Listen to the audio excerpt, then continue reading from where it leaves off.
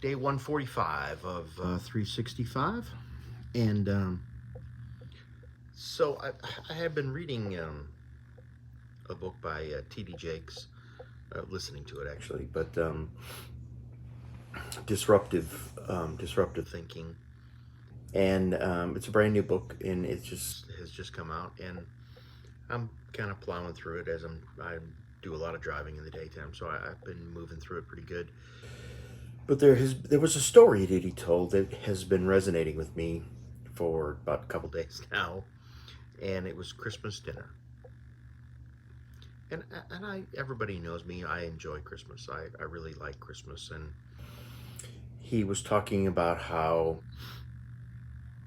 as he was growing up, that his parents spent days upon days, 3 days, 4 days prior to the Christmas day, preparing the meal, cooking all sorts of dishes, doing a lot of prep work, a lot of marinating, and to put these big elaborate spreads out for Christmas Day of everything, a feast for the eyes.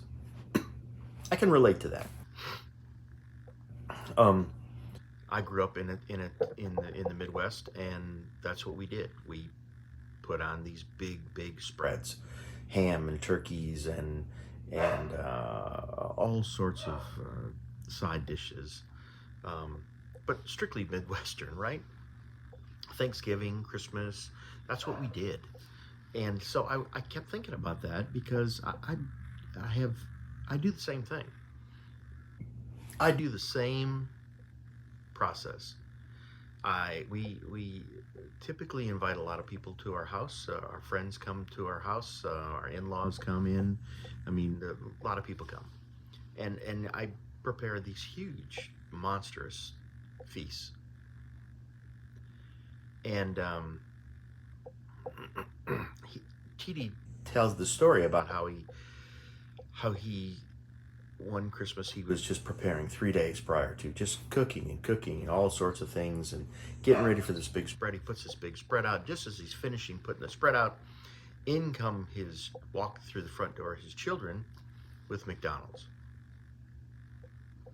And he said, I have prepared this huge meal for us, and you go out and get McDonald's. What is wrong? And the kid said, being pastor's children, we always are getting sweets and things and casseroles brought to the house for the pastor.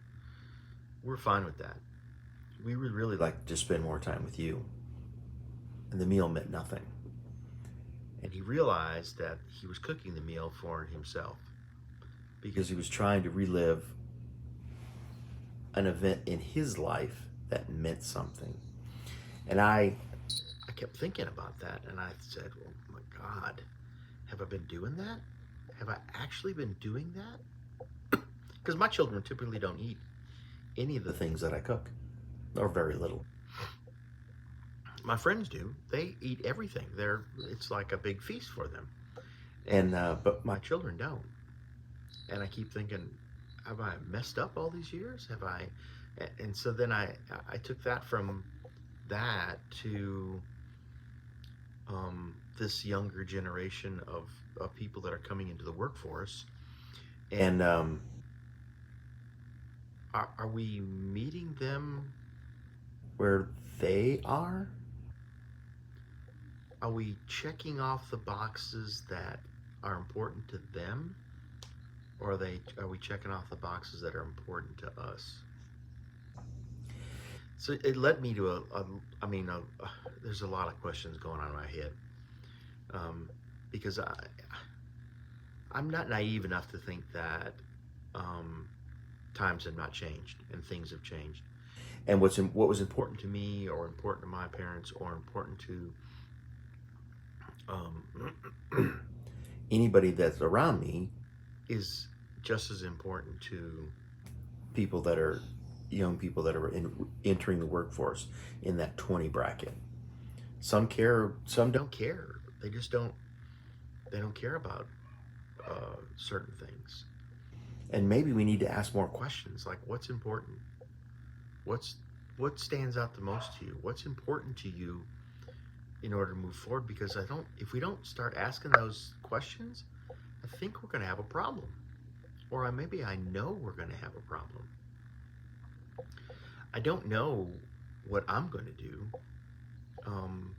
about my cooking feast, but I'm probably going to have a conversation with them and find out maybe what they want, what's important to them about that time of year.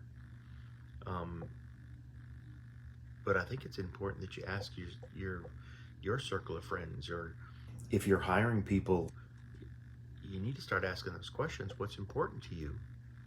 I mean, is wages important to you, or is the amount of time that you're working? Is benefits important to you, or is time off? There's so many questions now that evolved from that. I'm going to have to think about it some more. I think I'm going to have to put my thinking cap on and flesh that thing out, because now I have this big question mark in my head. Have I done the right thing? Was I chasing a dream that only I was interested in? That concerns me. But that's my food for thought for the day. Disruptive Thinking by T.D. Jakes. It is a very thought provocative maybe.